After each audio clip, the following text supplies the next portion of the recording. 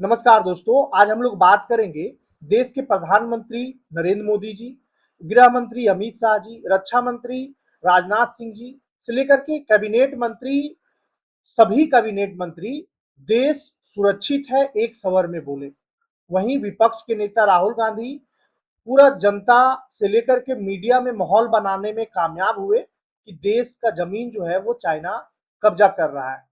ये बात जब चाइना और इंडिया का झड़प हुआ था गलवान घाटी में, और गलवान घाटी में झड़प हुआ था उस समय जो सेना के चीफ थे वो नरवने।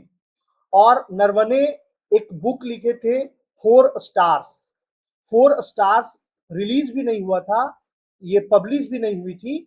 और ये बुक का कॉपी जो है वो राहुल गांधी संसद में लेकर के जाते हैं और पूरा हल्ला मचाते हैं और आरोप प्रत्यारोप लगाते हैं कि देश जो है वो असुरक्षित है, देश का जमीन लूटा जा रहा है, सेना को बंदी बनाया जा रहा है, सेना को छूट नहीं दिया जा रहा है लड़ने के लिए, और ना जाने क्या क्या बातें संसद में हुआ था।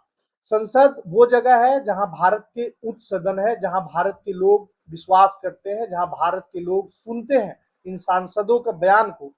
तो भारत का जमीन लूटना, भारत का जमीन पर कोई बाहरी तत्व जो है वो कब्जा कर रहा है, ये बयान अगर विपक्ष के नेता का आता है तो जनता जो है वो मजबूर हो जाती है सोचने के लिए।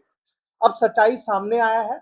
इस साल 2 फरवरी 2026 को लोकसभा में विपक्ष के नेता राहुल गांधी ने एक अप्रकाशित किताब के कुछ पन्ने पढ़ने की कोशिश की, लेकिन बीजेपी के नेताओं ने इस पर आपत्ति जताते हुए कहा था कि जो किताब छपी ही नहीं है उसके अंश कैसे पढ़े जा सकते हैं।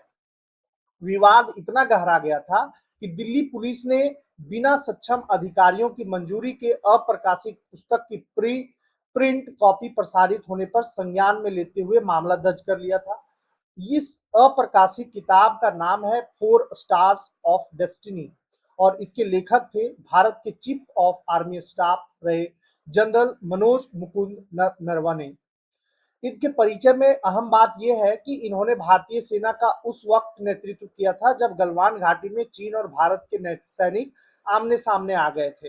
बीबीसी संवाददाता जुगल पुरोहित को दिए इंटरव्यू में जनरल एम नरवणे कहते हैं कि किताब से जुड़े विवाद, भारत चीन के बीच के सीमा विवाद और कई अन्य मुद्दों पर बात की है। संसद में हुए विवाद से जुड़ा सवाल पूछने पर जनरल नरवणे ने कहा कि इस मुद्दे से उनका कोई संबंध नहीं है, उन्हें इसकी जानकारी तक नहीं है ऐसा कुछ होने वाला है। उन्होंने कहा, मेरा नाम लेकर अगर कोई मुद्दा खड़ा करने की कोशिश करे या विवाद पैदा करे तो जरूरी नहीं कि उसका मुझसे कोई ताल्लुकात है। मुझे इस बारे में सबसे पहले अपने दोस्तों से पता चला। उन्होंने फोन करके बताया था कि दरअसल राहुल गांधी जिस अप्रकाशित किताब के कुछ अंश पढ़ रहे थे, मीडिया रिपोर्ट्स के मुताबिक वह किताब जनवरी 2024 में बाजार में आने वाली थी, लेकिन ऐसा नहीं हुआ। ये किताब रिव्यू के लिए रक्षा मंत्रालय के पास गया। इंडियन एक्सप्रेस की एक रिपोर्ट में दावा किया गया कि यह किताब 2020 में चीन के साथ पूर्वी लद्दाख में हुए सैन्य विवाद के बारे में बताती है। इसमें गलवान घाटी की झड़प और अग्निपथ योजना का भी जिक्र है। इस किताब में 31 अगस्त 2020 की रात को रक्षा मंत्री राजनाथ सिंह ने हुई बातचीत का जिक्र करते हुए कहा कि जनरल नरवणे ने बताया कि लोकसभा में उठे विषय को लेकर उनसे ना कोई राहुल गांधी ने संपर्क किया और ना ही कांग्रेस पार्टी ने संपर्क किया है। उन्होंने कहा, इस मुद्दे पर और बातचीत नहीं करनी चाहिए क्योंकि यह बहुत निम्न स्तर की चर्चा है। दुनिया में इतना कुछ घटित हो रहा है, उस पर चर्चा करते हैं। कांग्रेस नेता राहुल गांधी दावा करते रहे कि चीन भारत के संघर्ष के दौरान केंद्र सरकार ने सेना को स्पष्ट निर्देश नहीं दिए थे।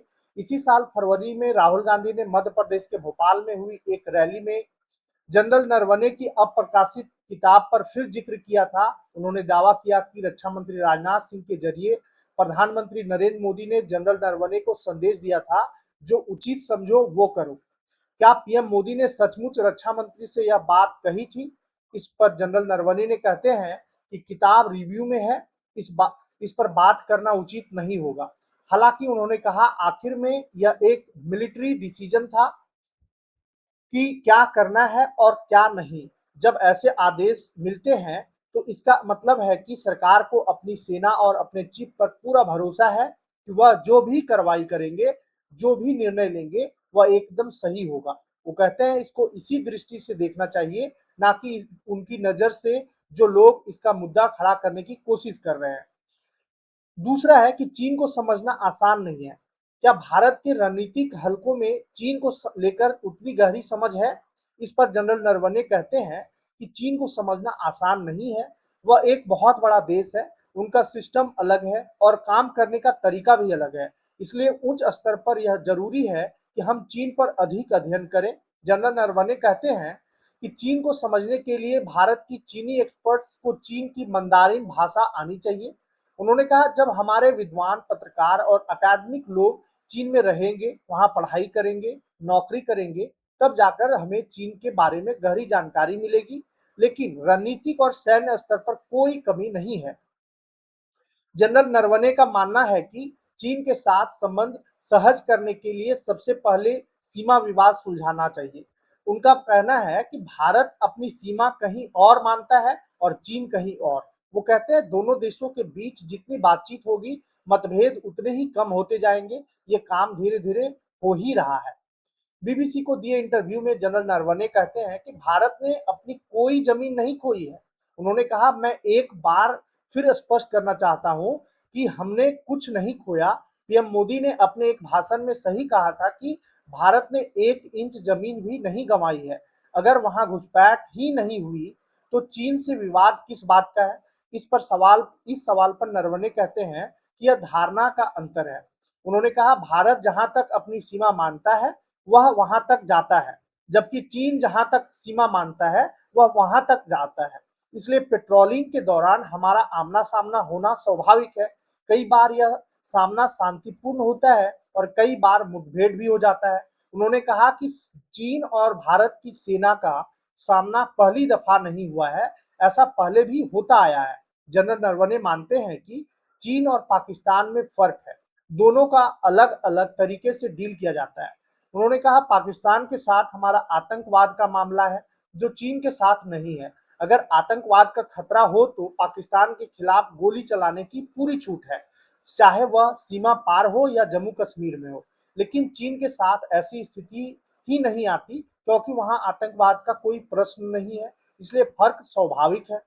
और इस तरह से जनरल नरवणे ने पूरा का पूरा सभी मैटर पर जवाब दिया और पूरा मैटर को सॉल्व कर दिया कि कहीं भी भारत का 1 इंच जमीन जो है वो चीन के कब्जा में नहीं है। लेकिन ये इतना जरूर कहे कि भारत और चीन का जो सीमा विवाद है वो है, उसको सुलझाने की जरूरत है। तो ये जो भारत और चीन का सीमा विवाद है, ये भारत जब 1947 में आजाद हुआ उसी समय से चला आ रहा है। और जितने भी प्रधानमंत्री आए और क्या क्या करके गए, कौन चीन को जमीन दिया और कौन नहीं दिया, ये देश के विपक्ष के नेता को समझना चाहिए। इस पर आपका क्या राय है? आप कमेंट करके जरूर बताएं। धन्यवाद।